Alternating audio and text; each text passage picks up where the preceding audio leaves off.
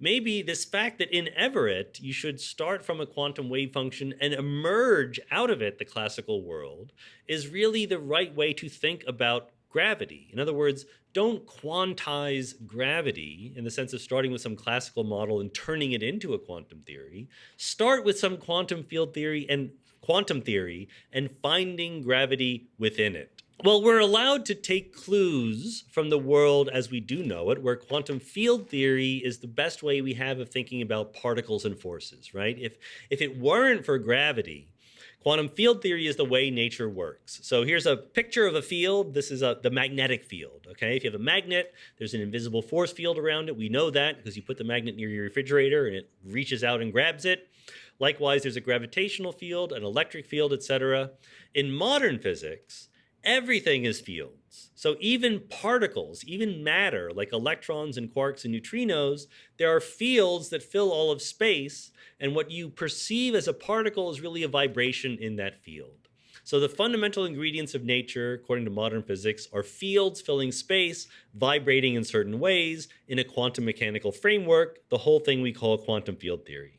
And there's an immediate consequence of that, which is that empty space is fun. It's full and lively, and it's a busy place, okay? If the world were made of particles, you can imagine there are particles, and the space in between them is just space. It's just sitting there and nothing is happening. If the world is made of fields, fields fill all of space. And even where you say space is empty, there's nothing there, what you really mean is that there are fields there, but they're in their lowest energy state. They're in their vacuum state. And we can take space and subdivide it into little regions and talk about what the fields are doing in every region. What you mean by a particle is that the field is vibrating more than it does in its vacuum state, but in most of space, it's just sitting there quietly. And there's a feature that you can find in quantum field theory that different regions of space, the fields that are vibrating there, are entangled with each other. And the amount of entanglement is related to the distance between them, to the geometry of space itself. If two regions of space are nearby, they will be highly entangled. If they're far away, they're not very entangled. That is the conventional story of quantum field theory. Now let's ask ourselves, can we use this as a clue to find gravity, to emerge space itself? The point is we can't put space in, we have to find it in the wave function. So the idea, the suggestion is we can turn this idea around, the relationship between geometry and entanglement. Rather than saying when two parts of space are close together, they're highly entangled, we say when two quantum parts of Hilbert space are highly entangled, they are close together. That's what it means to be close together. And if you do that for all the different parts of the wave function, geometry emerges on space. And you cross your fingers if everything works out nicely. It's the kind of three-dimensional space that you and I know and love and live in. So we can easily imagine a relationship between geometry and entanglement. There is also a relationship between entanglement and energy.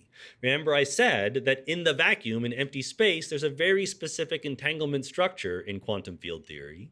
If you want to put a particle somewhere, so you want to add some energy to a region of space by putting a particle there, you basically have to break the entanglement of that little vibrating quantum field with the rest of its surroundings. So you decrease the amount of entanglement in a region, and you necessarily add energy and vice versa. There's a direct correlation between the amount of entanglement somewhere and what we would traditionally refer to as the energy. So look what we got. By referring to entanglement rather than begging the question by assuming space and stuff like that, we find that there is a relationship between the geometry of emergent space and the amount of entanglement. There is separately a relationship between the energy and the amount of entanglement. Therefore, there's a relationship between the amount of geometry, the geometry of space, and the amount of energy in one region. But modulo some mathematical details that I encourage you to check out, but that's general relativity. That's what Einstein said. He said that the geometry of space is sourced by the amount of stuff, energy and matter, and so forth.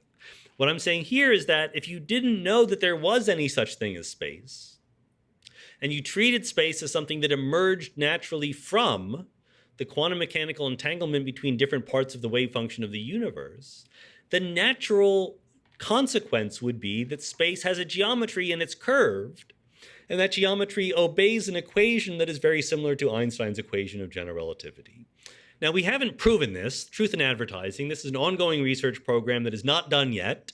We've made progress, but the progress is the following. Rather than saying this is true, we have a long list of assumptions, and if all those assumptions are correct, then this is true. Okay, so it's full employment for graduate students in the future generations. They need to prove every one of our assumptions is true.